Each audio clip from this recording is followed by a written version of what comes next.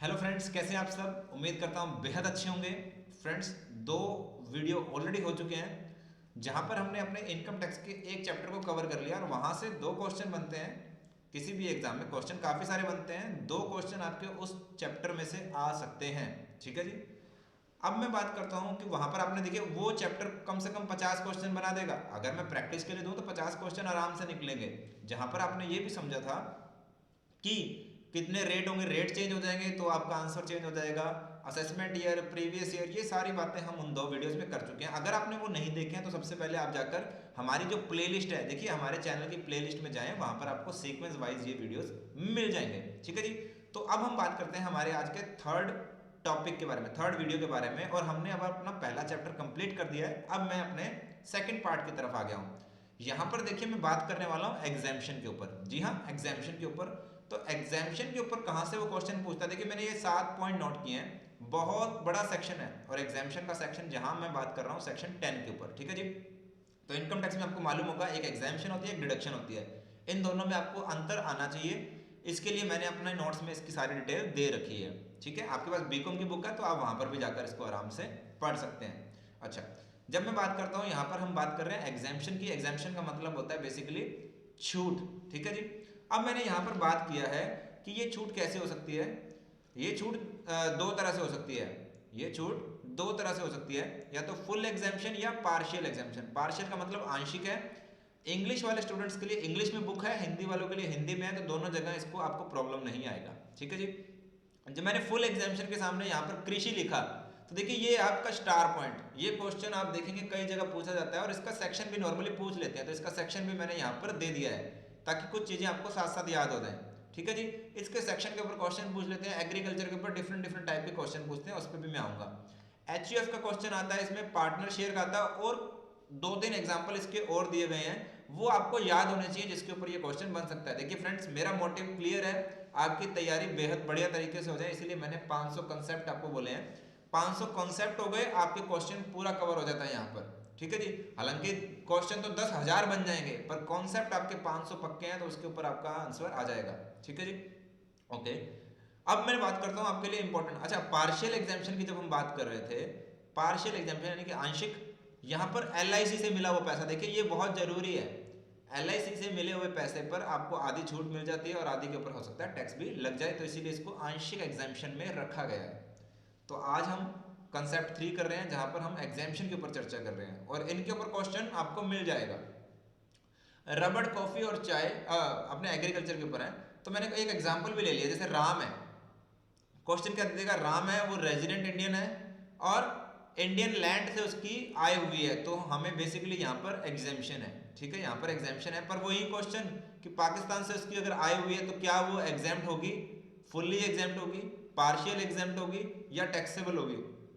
तो ये आपको पता होना चाहिए कि क्या वो टैक्सेबल है या नहीं है। राम है, रेजिडेंट है, पर एक जमीन उसकी पाकिस्तान में है, पाकिस्तान से उसको आय हो रही है। इस तरह से क्वेश्चन बनाने वाला क्वेश्चन पूछकर आपको यहां पर परेशान कर सकता है कि क्या ये टैक्सेबल है या नहीं है।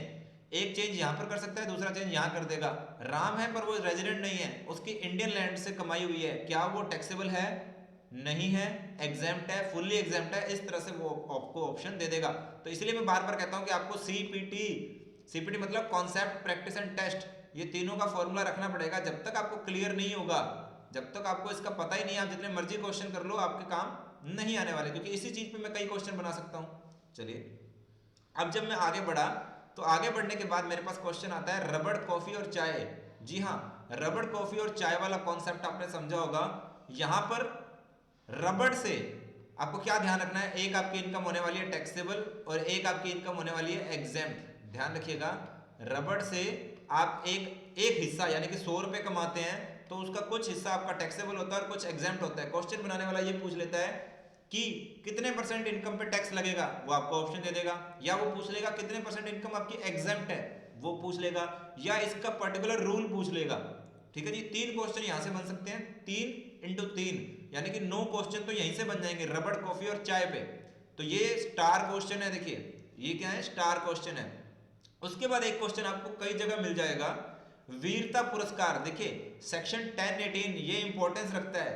ये इंपॉर्टेंस रखता है। हालांकि इसके अलावा कुछ और एग्जाम्पल हैं जो कि मैंने अपने नोट्स में बखूबी दिए हैं जिसके ऊपर क्वेश्चन पूछ सकते हैं, और अननेसेसरी मटेरियल को मैंने हटा दिया है। देखिए होता क्या है, अगर आप बीकॉम की बुक्स को देखेंगे या सीए की बुक्स तैयारी करते आए हैं तो ये हाँ सिस्टम बिल्कुल अलग है। कई बार स्टूडेंट्स को प्रॉब्लम आती है कि सर आप डीप नहीं जाते, डीप नहीं जाते, डीप में पेपर वाला ही नहीं पूछता। ठीक है, तो आपको अभी यहाँ समझ में आ रहा होगा कि एग्जामिनर पूछता कैसे है और किस तरह के क्वेश्चन बन सकते हैं। यहाँ पर एक सेक्शन है 1035। अब यहाँ पर वो बात करता है म्यूचुअल फंड के एग्जाम्पशन के ऊपर, तो ये आपको सेक्शन याद होना चाहिए। उसके बाद एक सेक्शन आता है 10AA करेंगे तो ये आपको फॉर्मूला देता है। जब आप क्या करते हैं एक्सपोर्ट करते हैं तो एक्सपोर्ट के ऊपर कुछ आपको मल्टीप्लाई करके इसके फॉर्मूला को आपको याद रखना है। इसके फॉर्मूला को आपको याद रखना है, ये आपको आपकी बुक्स में मिल जाएगा। ठीक है जी, तो ये कुछ पॉइंट्स थे जो कि आपको यहाँ बखूबी करने हैं। तो फ्रेंड्स इनके ऊपर आपके कम से कम भी 20 से 30 क्वेश्चन प्रैक्टिस के लिए बन सकते हैं, और हम इसको जरूर प्रैक्टिस टेस्ट में आपसे पूछेंगे भी, आपकी नॉलेज टेस्ट करेंगे। तो मिलते हैं। अच्छा, नए वीडियो में जाने से पहले देखिए इसके बाद मैं एक और वीडियो बनाने वाला हूँ आज के लिए। ठीक है, उस वीडियो पे जाने से पहले एक इन्फॉर्मेशन। देखिए फ्रेंड्स, यहाँ पर आपके लिए ऐप में कुछ कोर्सेज हैं और बार बार आपको पूछते हैं कि सर कौन सा कोर्स आप हमें रेकमेंड करेंगे कि हमें समझ में नहीं आ रहा। तो मैं आपको बता देता हूँ फ्रेंड्स, यहाँ पर आपके समझने के लिए मेन पॉइंट क्या है। सीसीआई और एनएफएल के लिए शॉर्ट टर्म कोर्स है, वो 31 मार्च को लैप्स हो जाएगा। यानी कि जो भी कोर्स आप सीसीआई एनएफएल के लिए लेंगे वो 31 मार्च के लिए रखा हुआ है। जो भी कोर्स आपको जेवीएनएल के नाम से वहां मिलेगा वो 2.5 साल की वैलिडिटी के साथ है। जी हाँ, 2.5 साल की वैलिडिटी।